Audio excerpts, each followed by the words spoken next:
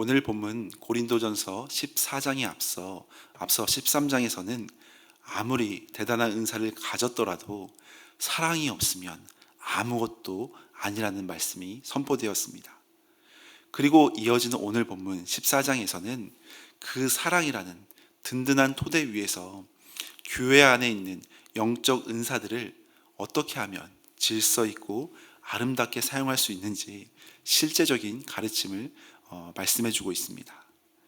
당시 고린도 교회 성도들은 눈에 보이고 신비로운 은사, 특히 방언을 매우 사모하고 또 자랑했습니다.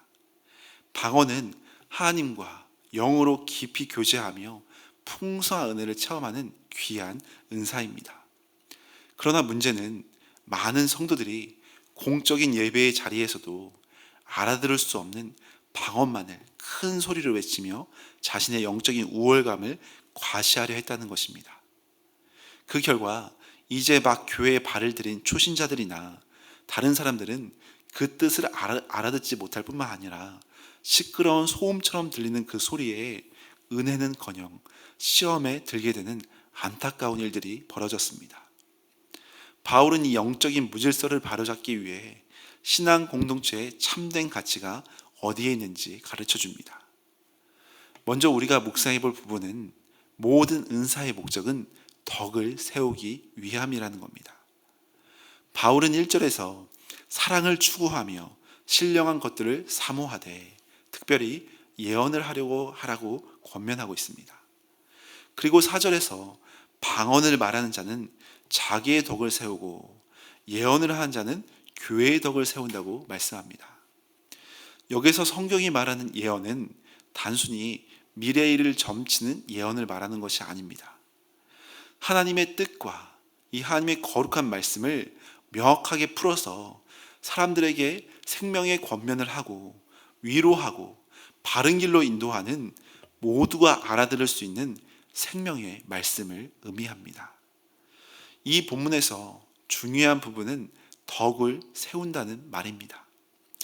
헬라어 원어로 이 덕을 세운다는 것은 건축물이 벽돌을 하나하나 쌓아 든든한 집으로 지어져 가는 과정을 의미합니다. 하나님께서 우리에게 재능과 은사를 주신 이유는 나 홀로 영적인 만족감에 취해 있으라는 그런 뜻이 아닙니다. 나의 수고와 섬김 그리고 깨달은 말씀을 통해 내 곁에 있는 연약한 지체들을 향해 믿음의 집을 든든히 함께 세워가라는 겁니다. 그렇다고 바울이 이 방언의 가치를 함부로 폄하하는 것은 아닙니다. 본인 스스로도 18절에 보면 내가 너희 모든 사람보다 방언을 더 말함으로 하나님께 감사하노라 라고 고백할 만큼 깊은 이 방언의 체험을 했던 사람이 바울입니다. 그러나 바울은 공적인 예배와 교제의 자리에서는 자기의 유익보다 이웃을 먼저 배려했습니다. 마지막 19절에 보면 그러나 교회에서 내가 남을 가르치기 위하여 깨달은 마음으로 1만 마디 방언보다 5마디 말을 하는 것이 나으니라 이렇게 말하고 있습니다. 나 혼자 영광스러운 황홀경에 빠져 알아듣지 못하는 1만 마디의 말을 쏟아내는 것보다 상처받고 지친 이웃의 손을 잡고 내가 깨달은 복음의 진리로 하나님이 당신을 사랑하십니다. 두려워하지 마십시오. 하나님이 당신과 함께 하십니다. 이렇게 건네는 따뜻한 5마디의 말이 영혼을 살리고 교회를 세우는데 훨씬 더 위대한 능력이 된다는 말입니다. 이처럼 우리의 신앙은 이성이나 지성을 무시하는 맹목적인 신비주의가 아닙니다. 우리가 하나님 말씀 앞에서 깨달은 마음, 즉 우리의 지성과 마음이 성령 안에서 충만해져서 다른 사람의 영혼을 바르게 일깨워주는 것이야말로 성숙한 신앙이라고 할 수 있습니다.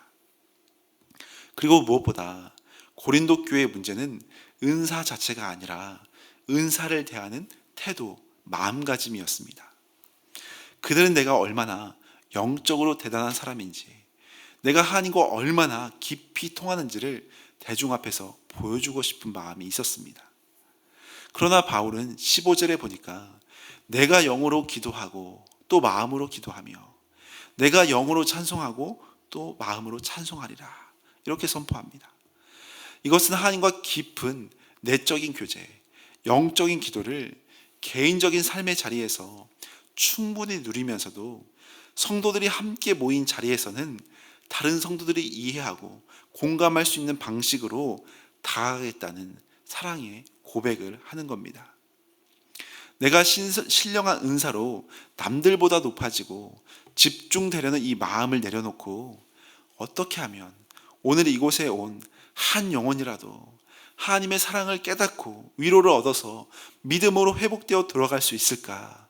이 사랑 어린 마음으로 섬기는 것, 이것이 바로 우리를 위해 십자가 지신 예수님의 마음이라는 겁니다.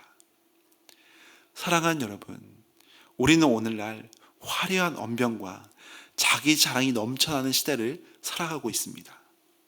사람들 앞에 끊임없이 나를 드러내고 남들보다 더 돋보이고 싶은 마음이 누구에게나 들 수 있습니다.